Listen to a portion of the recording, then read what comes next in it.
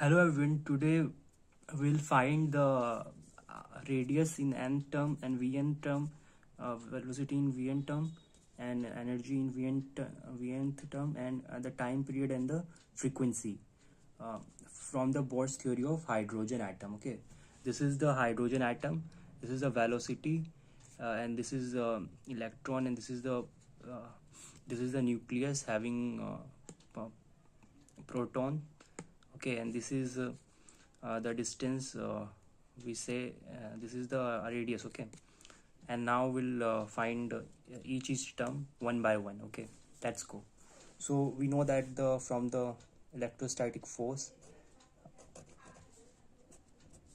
Fn equal to 1 by 4 absolute naught E into E, like Q into Q, so it's like E square by Rn square. Okay, so we know that this is a kind of circular motion, so we can also apply like centripetal force. Okay, so what is the centripetal force is F equal to mv square by R.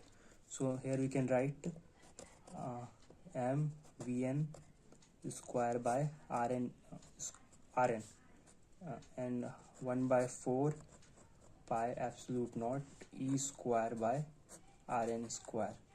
So from here we can remove one Rn and one Rn from here, so we have mv square is equal to 1 by 4 absolute naught E square by Rn. Okay, and also we know that the angular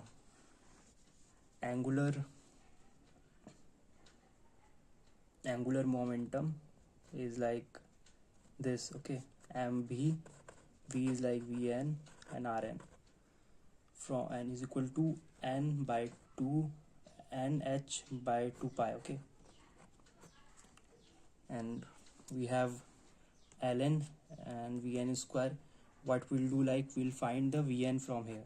Vn is equal to nh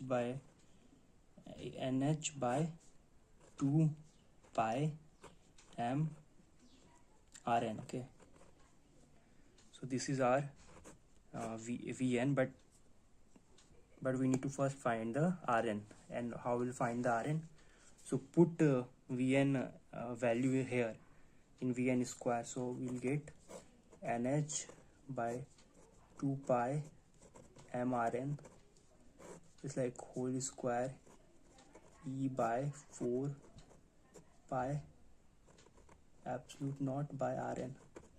And after solving this, we'll get our Rn is equal to n square h square absolute naught divided by pi me square. Here we can find the relation is like R is proportional to n square. Okay, this is our relation between Rn and n square. Okay,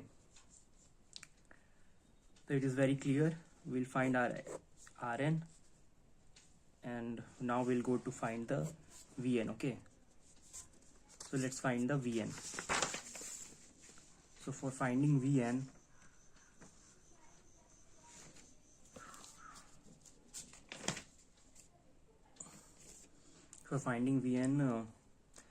we have already Vn equal to nh divided by 2 pi m Rn. Okay, where it formula comes from? So from here, like from here we can say that this formula is come from. And now what we'll do, we will put the Rn value. So Rn is equal to n square h square absolute naught divided by pi m e square. Okay, so we put Rn values here, so we'll get our Vn. So after putting it, we'll have Vn equal to e square by 2 h absolute naught n and we can say that the Vn is proportional to 1 by n.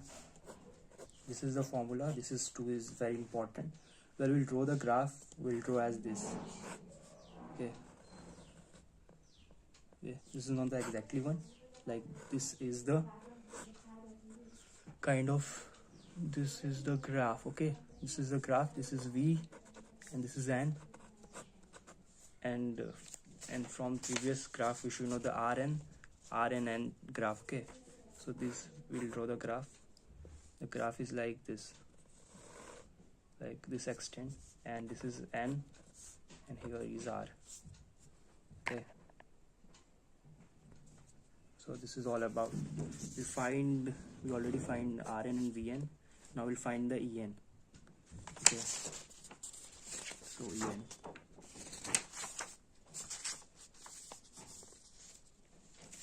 so finding En we'll know that En is equal to kinetic energy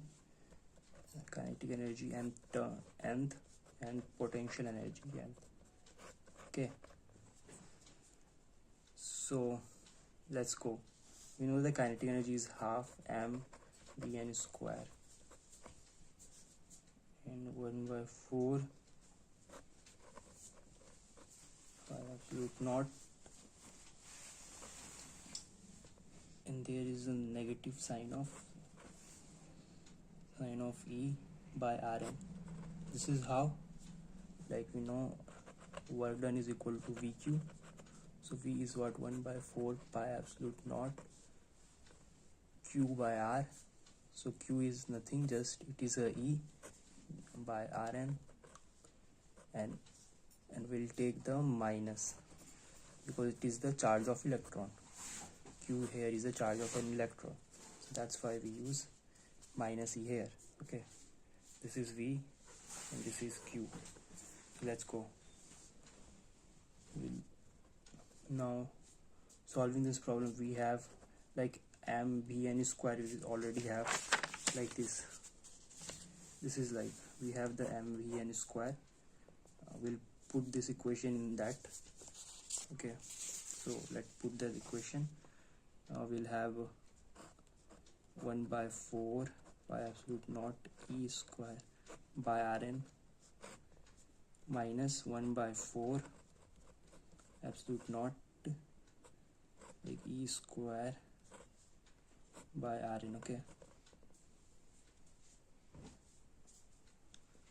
after solving we'll get minus E square by 8 pi absolute naught Rn.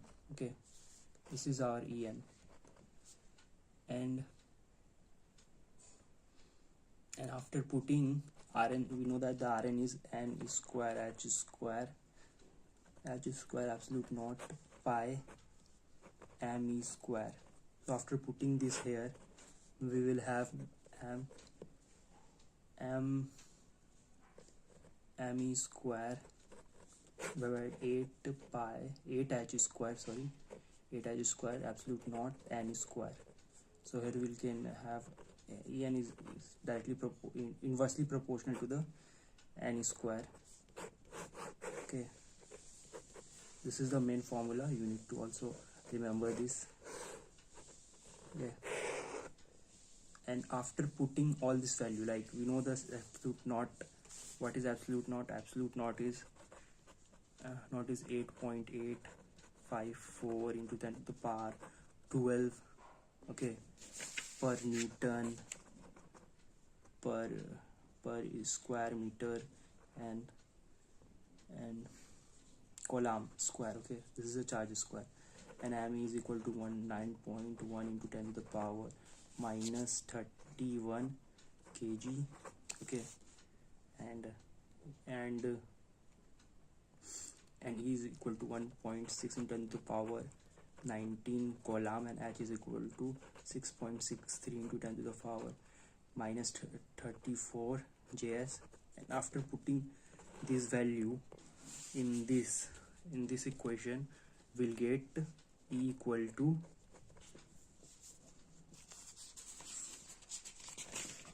equal to minus 2.17 into 10 to the power minus 18 divided by 1.6 into 10 to the power 19 n square, and this is in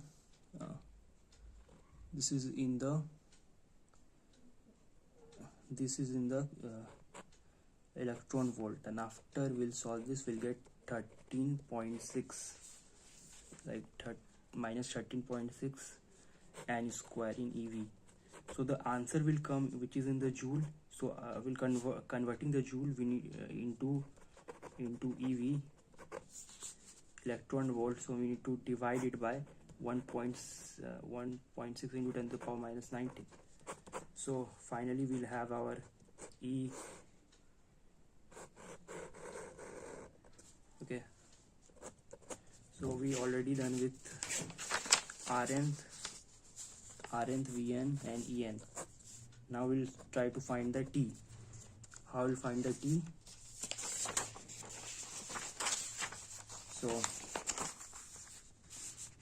So what is T?